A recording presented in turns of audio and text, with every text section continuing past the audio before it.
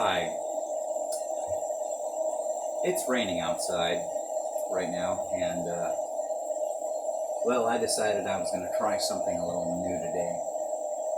So I am in my shed, showing you guys that it doesn't really take much at all to start blacksmithing. Really, it doesn't. You can go off and buy a $300 forge and a $500 anvil and spend $1,000 on numerous other tools and whatever, but at the end of the day, it really doesn't take that much. So I'm going to go ahead and show you what I got working right here. There's my forge, right here. Number 10 coffee can. On the inside, for the refractory lining, I have a 50-50 combination of plaster of Paris and sand. Right here is a hearthstone from a fireplace. Back here, I got a couple stones, fire brick, that I managed to get from a friend who was going to a brick store. Feeding it is just a standard propane tube. Connect to basically a plumber's torch. And right now, as you can hear, it's running. Down here, a bunch of 4x4s that have been nailed and screwed together for tongs. Simple little pair of flathead pliers for my anvil.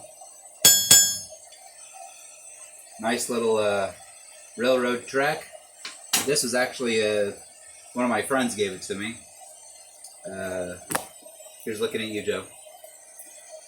So today I'm going to show you guys, using everything that I've just covered, how to do a little bit of blacksmithing.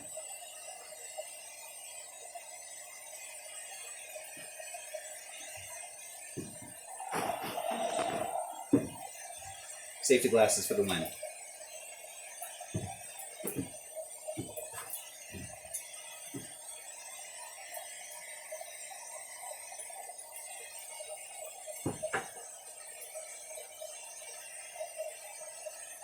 Now, the material that I just dropped in is actually a simple stainless steel bolt. As you can hear, forge is already running. Doesn't take too much, again.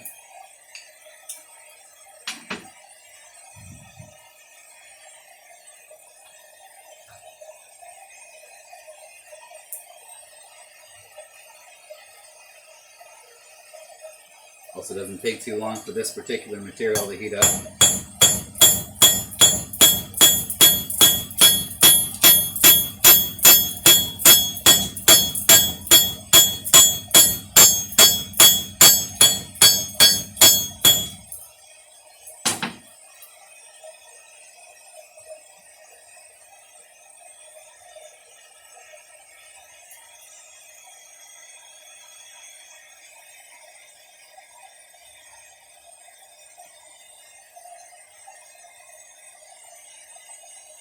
This is basically your standard, let's go ahead and start testing the waters, see if we really are interested in jumping into this particular hobby, because a lot of people try it. I've had some people try it with me before, and then they chickened out and said, no, I'm good.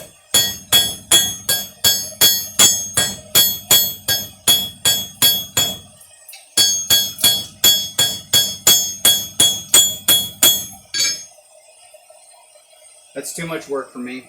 I'm good. Can't stand the fire. No, can't stand the fire. Get out of the smith shop.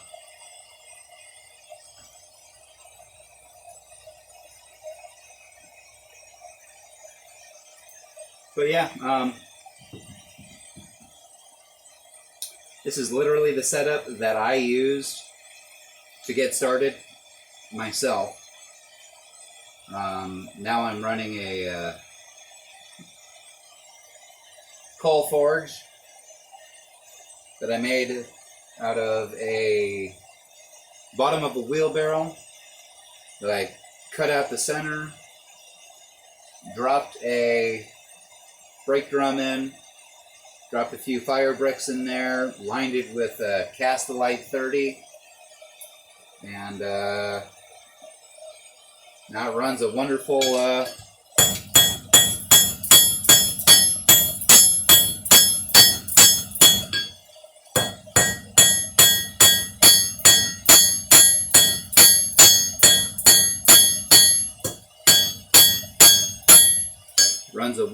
variable speed controlled blower.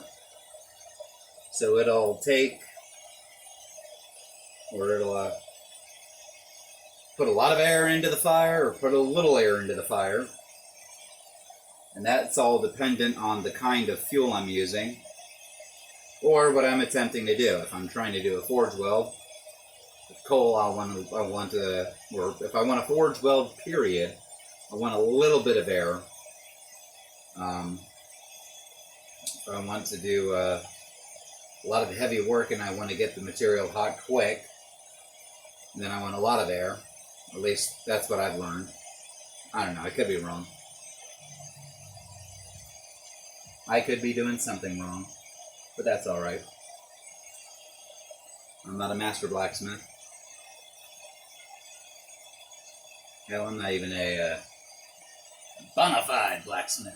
I'm just a blacksmith who does things in his backyard.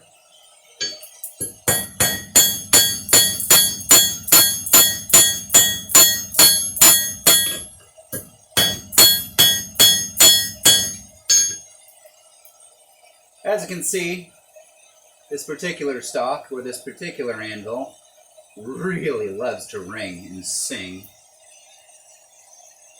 That's alright.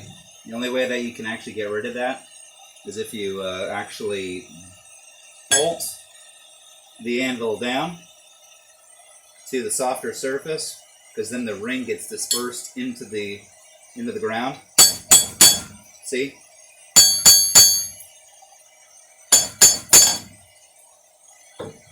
But I don't want to keep this bolted down yet.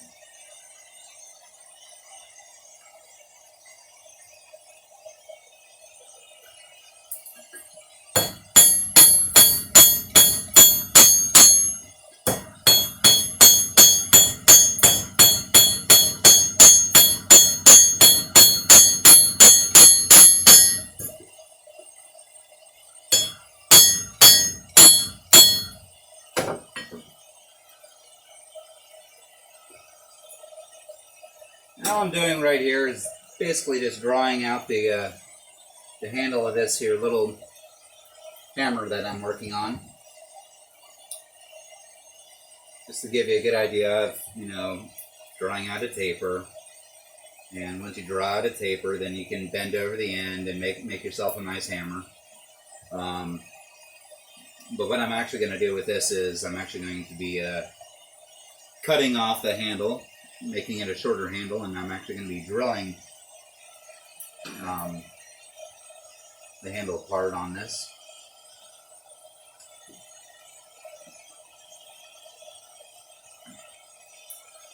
Let's see. So,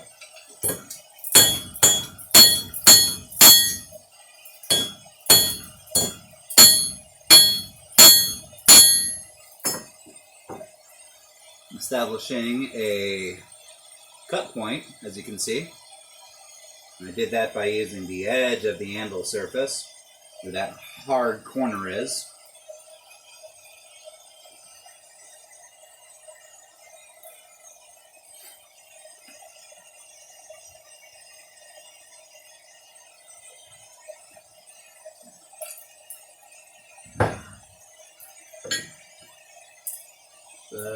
yeah, literally a lot of the stuff that I do, or the stuff that I learned how to do, I watched a video on YouTube, and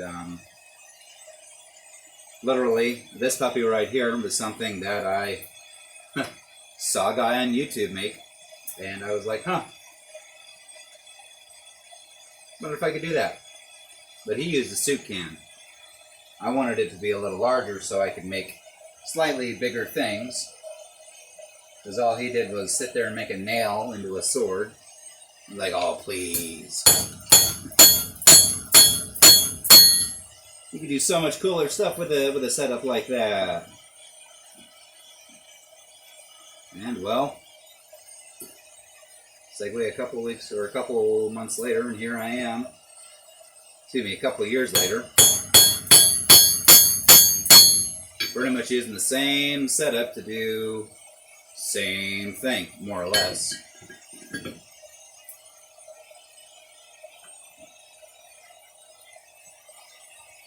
Actually, I believe the term that I just messed up on for that little hook like that on the stock, it's actually a set down. So using the hard edge to set down material.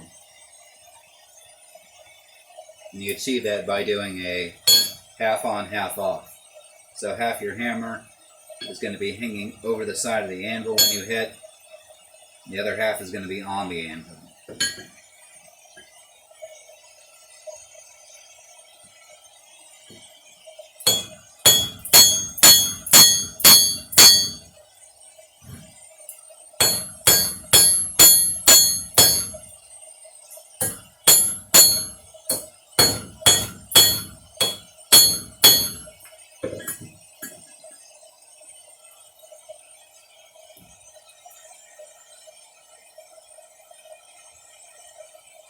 So we're just going to go ahead and heat up a little portion of this.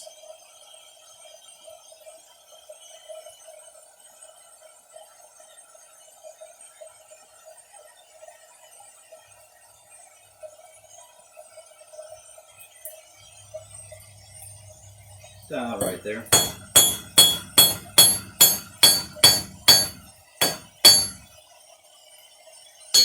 Performing basically what counts as a hardy cutoff on the edge of the anvil here.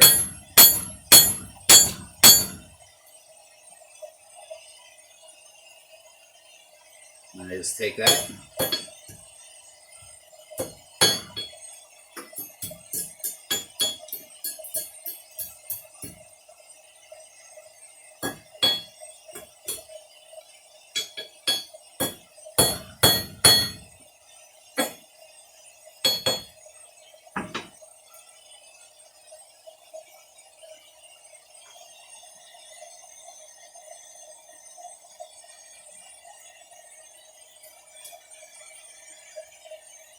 It's not a hardy cutoff, it's a hot cut.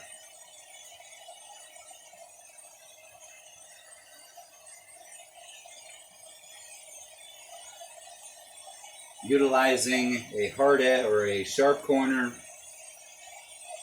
to cut off the portion of steel or metal while the metal is nice and hot.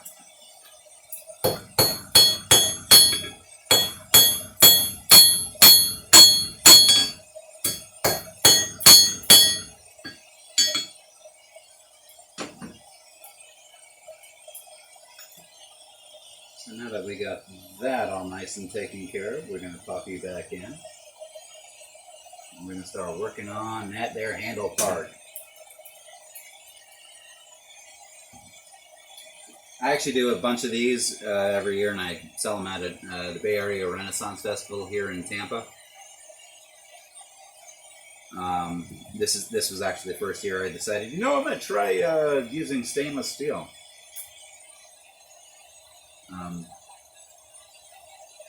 Nice thing is they don't rust. You don't have to worry about them flaking off on your skin.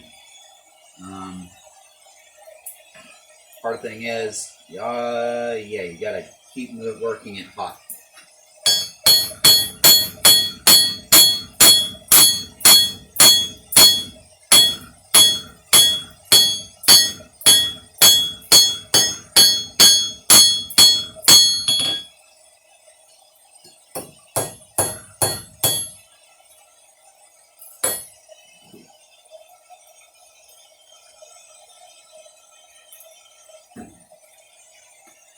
Let's get one more heat out of that. We're going to establish the final dimension.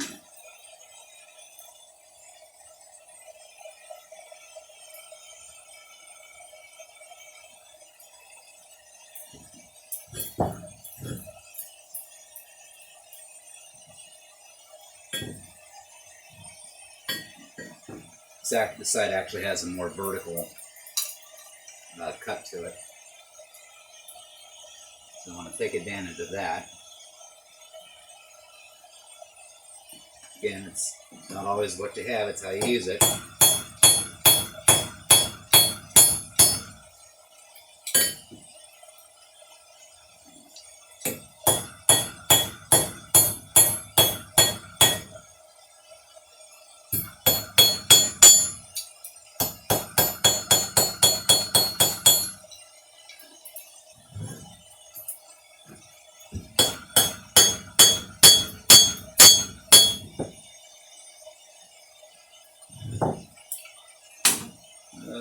One final heat.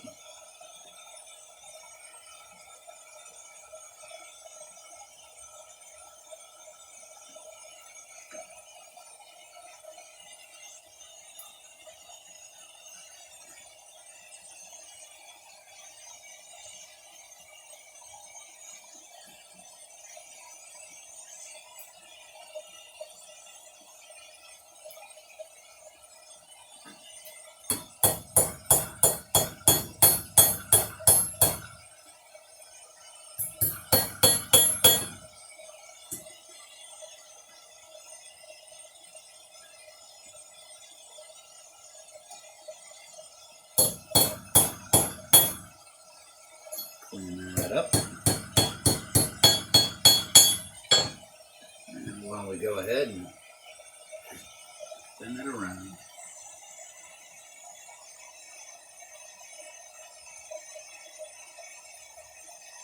Guarantee you though, this thing is going to snap.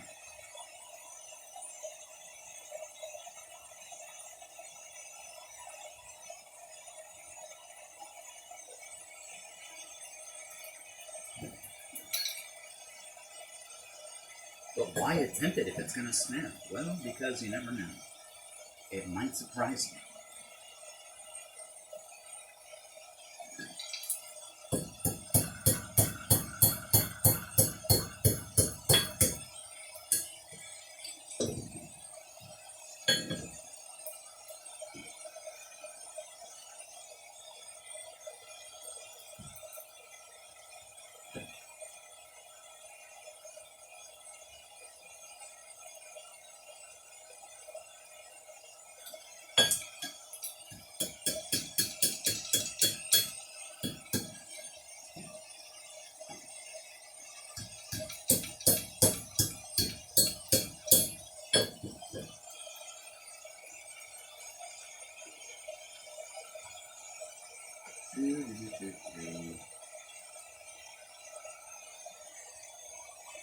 Trying to do this with as minimalistic tools as possible.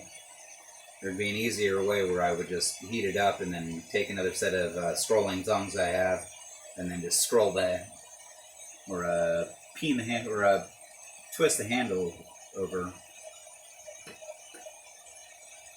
But trying to do it as little as possible.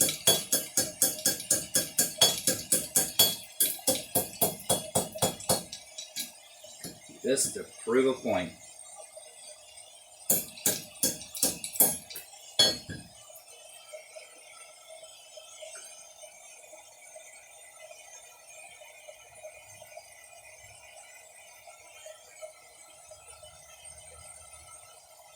Unless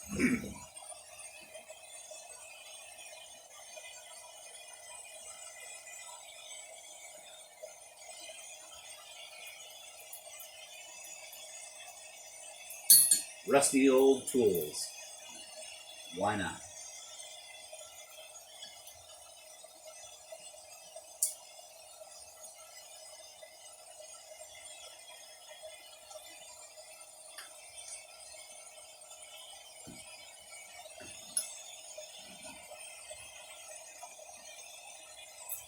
Because he doesn't have a rusted pair of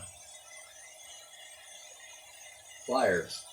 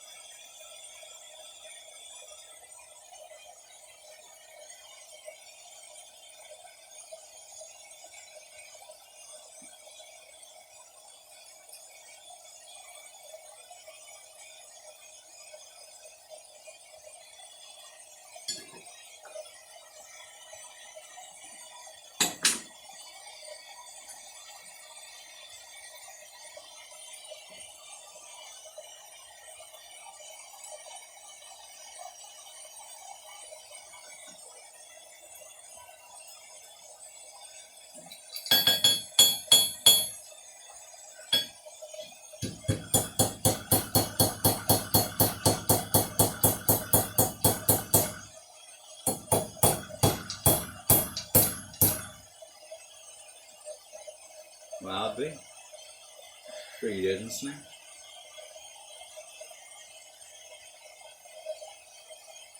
But she will, eventually. So,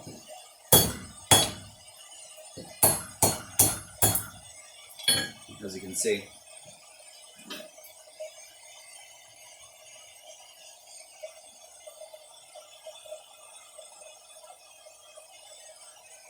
that's what you get when you work harden a piece of steel. But proof of concept is there. And I knew it was going to happen.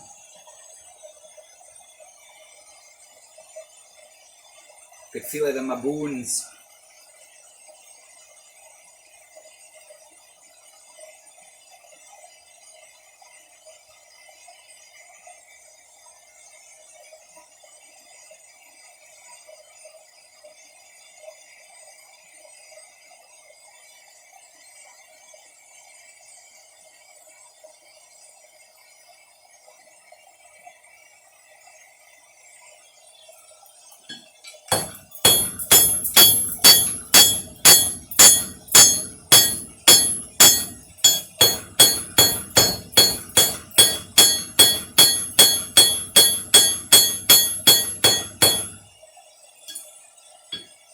Now, a lot of this is just going to get cleaned up in the vise.